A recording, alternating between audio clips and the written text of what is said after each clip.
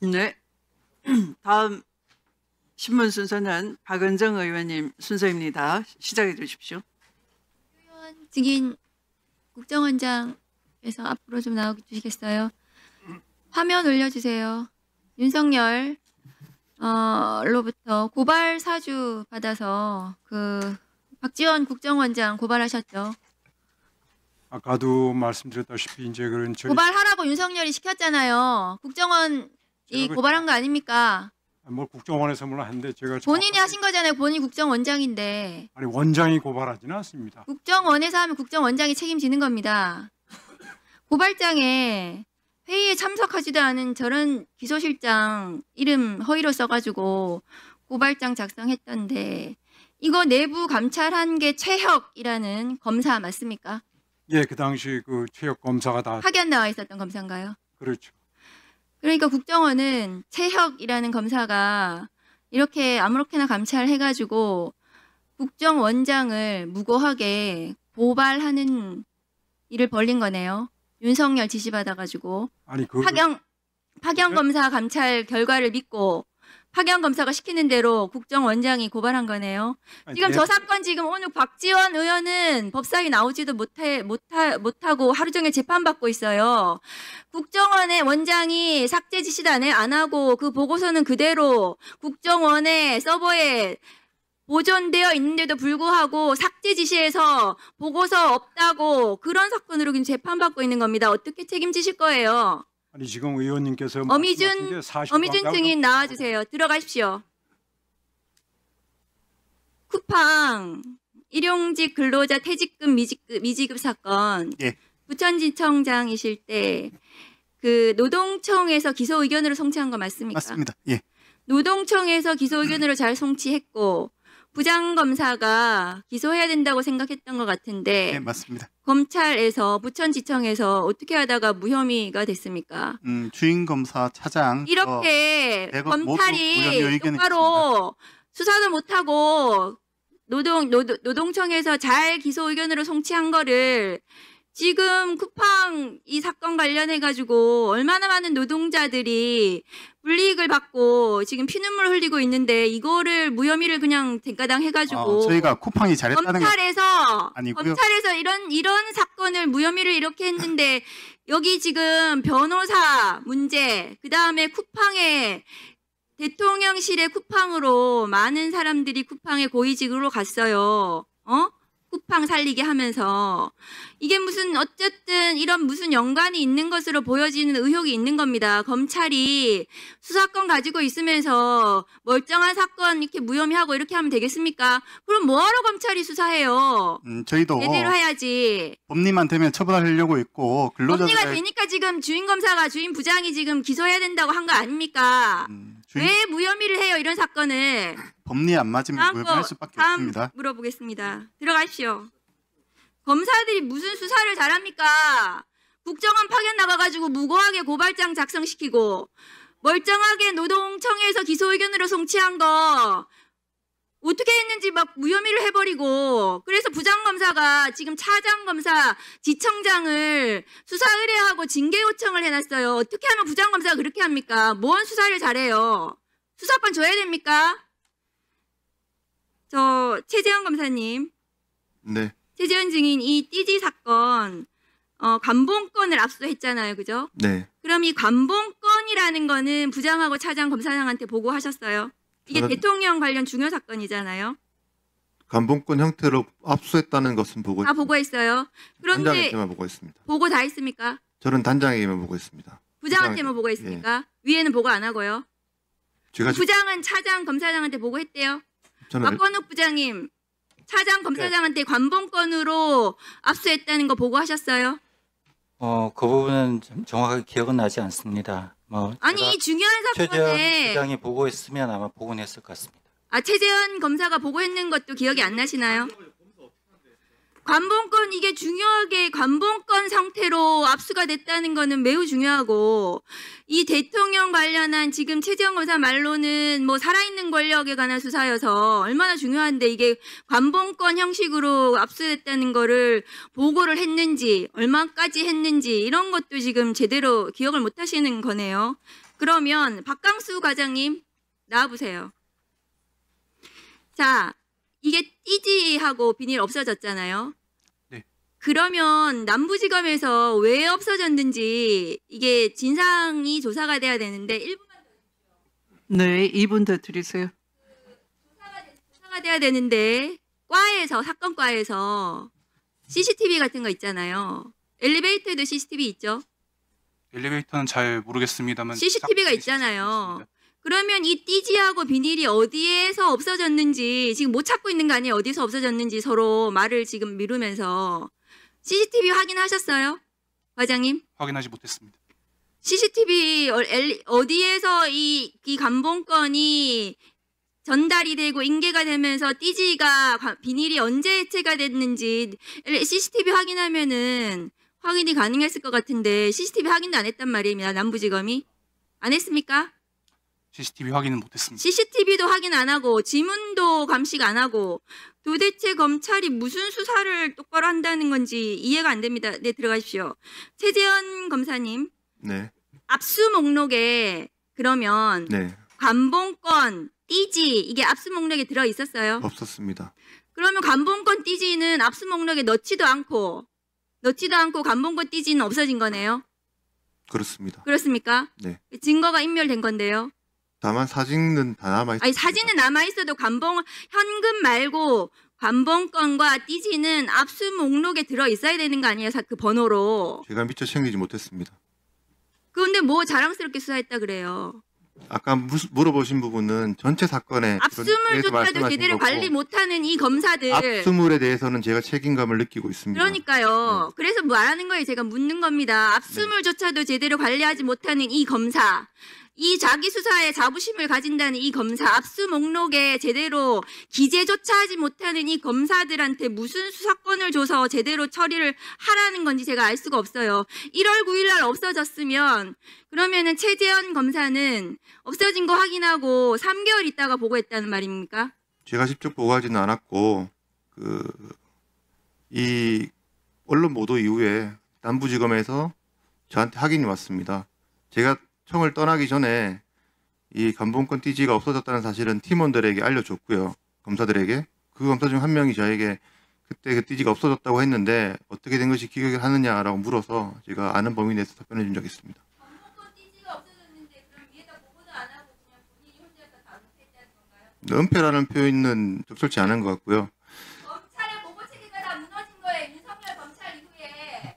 검사가 이런 감봉권 같은 중요한 게 없어졌으면 위에 빨리빨리 보고하고 그럼 진상을 규명하고 감찰하고 징계하고 이게 차례예요. 절차고. 그 당시 말씀드렸다시피 이거를 위반한 직무유기에 본인 특수직무유기라고 지금 이 경찰이 얘기하는데 본인 특수직무유기에 해당합니다. 이거. 보고가 왜 안 했습니까? 당시 김건희 목걸이 수사 진행되고 있었고요. 김건희 목걸이 감봉권 얘기하는데 왜 목걸이 얘기합니까? 제가 수사하고 있던 수사입니다. 답변 드려도 되겠습니까? 위원장님, 제가 네, 답변 제안하겠습니다. 수고하셨습니다.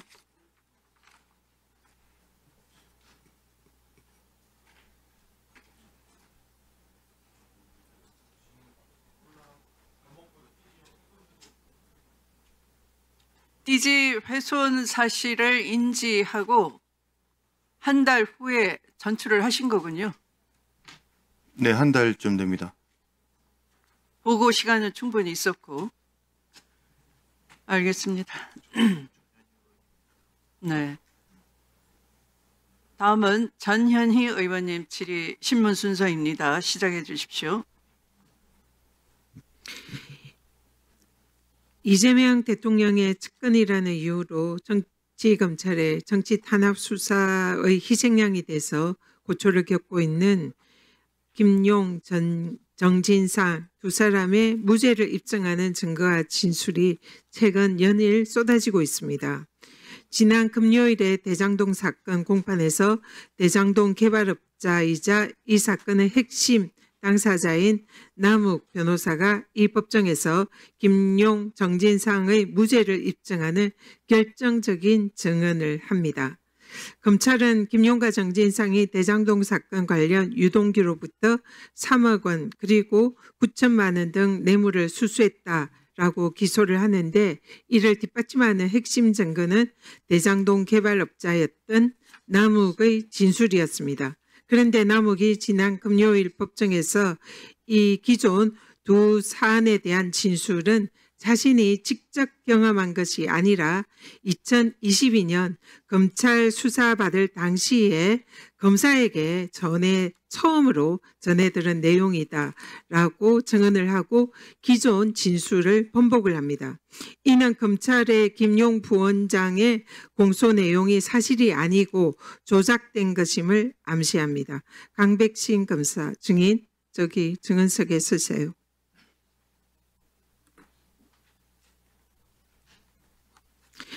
지금 이 남욱 변호사가 법정에서 이 지금 당시에 지난 검찰 수사와 1심에서 증언한 것은 자신이 직접 경험한 내용이 아니라 검사한테 들은 거라고 합니다.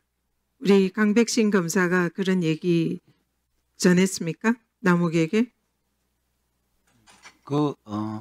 지난 금요일 날 뭐 그런 취지의 증언이 있었다는 보도는 제가 듣기는 들었는데요. 근데 그때 당시에 어떤 구체적으로 어떤 진술을 했는지 이런 부분에 대해서는 그거는 본인이 거기 대장동의 부장검사 아닙니까? 이 사건에. 공판팀에서 그 부분은 지금 사실관계를 정리하고 있는 것으로 알고 있고 지금 그러면은 증인은 그렇게 진술한 적이 없다라는 취지입니까? 제가 만약에 지금 검사가 그 말을 남욱에게 해줬다는 거거든요. 그러면은 이것은 검사의 진술 조작입니다. 모의 위증죄에 성립할 수 있는 위증 교사에 성립할 수 있는 매우 중대한 범죄입니다. 본인이 안 했다고 주장하시는 겁니까?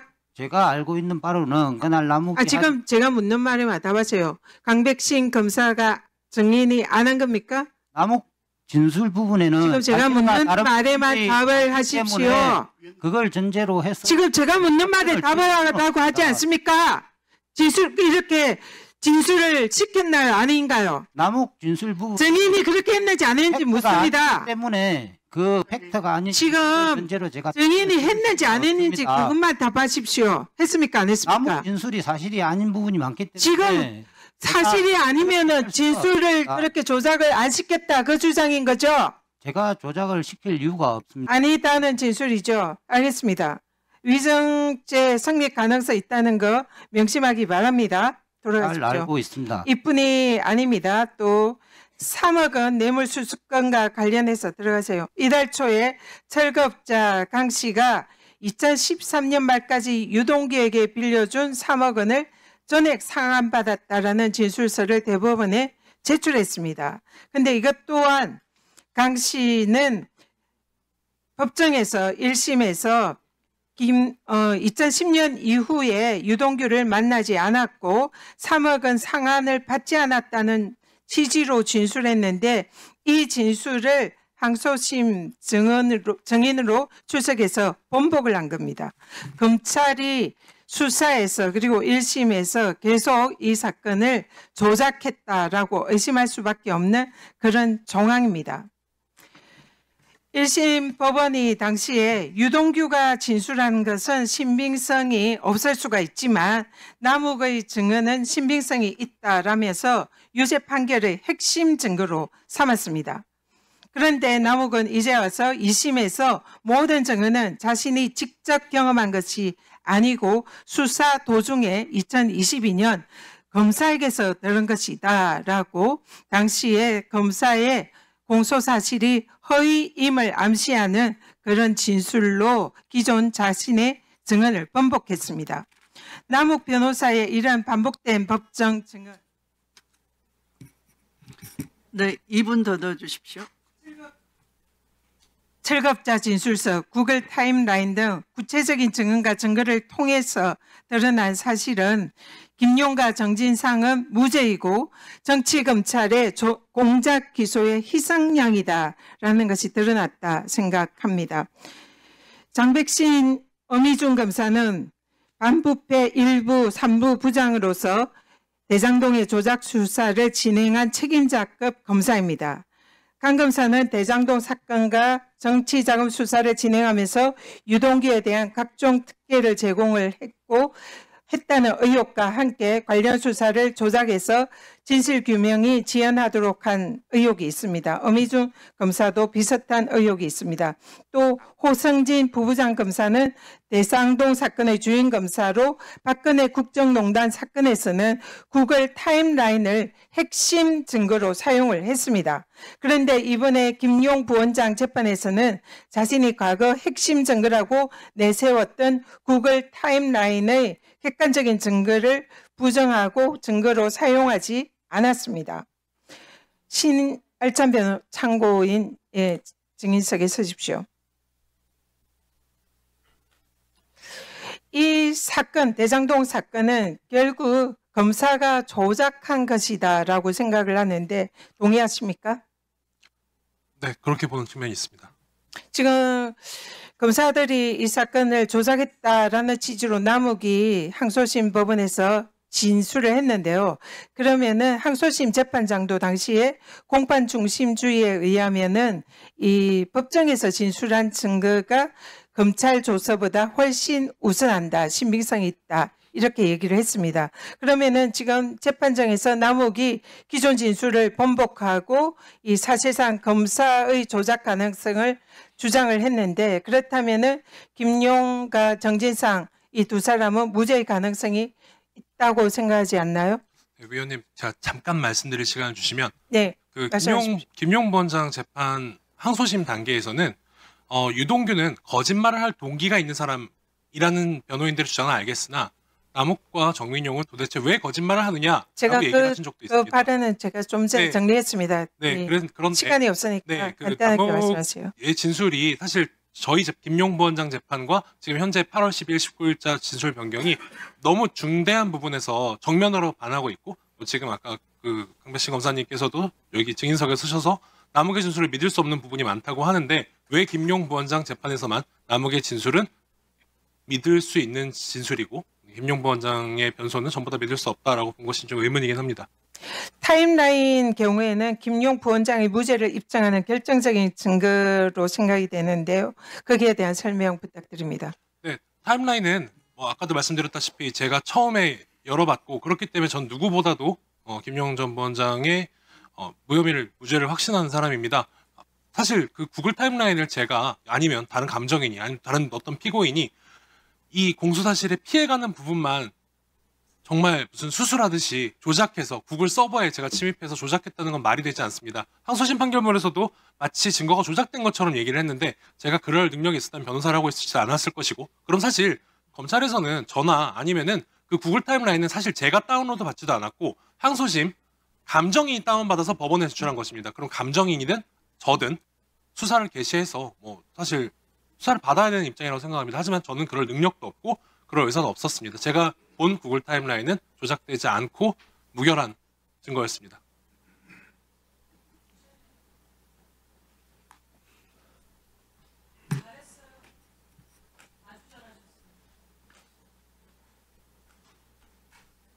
네, 수고하셨습니다. 네, 다음은 이성윤 의원님 신문 순서입니다. 시작해 주십시오. 예, 전주시엘 출신 이성윤입니다. 참 오늘 듣자 하니까 참 별의별 얘기를 다 듣습니다.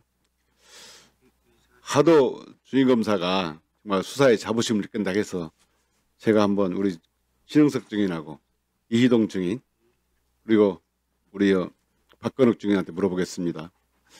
이 사건 건진법사라고 하죠. 전성배의 기록을 읽어보셨습니까? 차장님 읽어봤어요? 수사는 수사 담당 검사 읽어봤습니까? 안 읽어봤습니까? 읽어보지 않았습니다.